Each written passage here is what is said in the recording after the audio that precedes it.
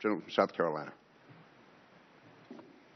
Thank you, Mr. Chairman. And Mr. Secretary, delight to be with you again. I have but 3 minutes. I'm going to try and ask 3 quick questions, and therefore I'd ask for your brevity if possible. First question is, fundamentally a question about fairness, which is, I think one of the things that a lot of people struggle with on the notion of the President's executive and unilateral action is that it will put a lot of families from around the world, in essence, in a second-class bus. And my question to you would be, is it fair to those families who've been waiting in the queue in terms of immigration to go behind a bunch of folks that, in essence, will get favorable status based on an executive action?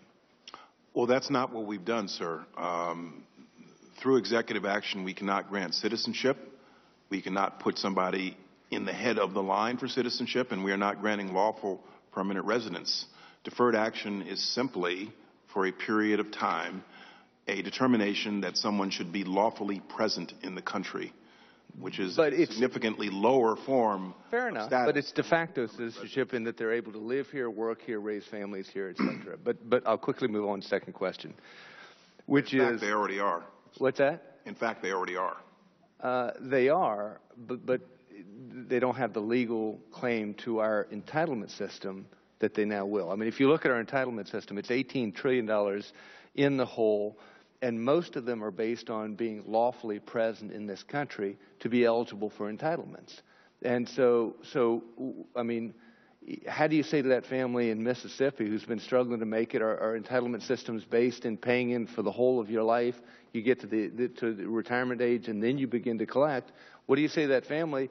Your retirement system, your health care system, as it's provided by government, will be less financially solvent than it would have been based on this unilateral action. What would you say in terms of fairness there?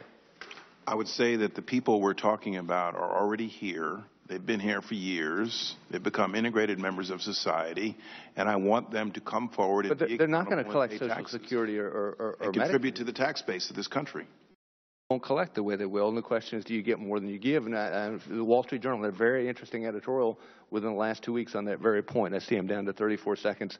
The last question is, in your opening statements, a lot of the attributes that you defined could be handled perfectly by work permits. Why not just do work permits rather than this de facto sort of quasi-citizenship that comes with this executive action?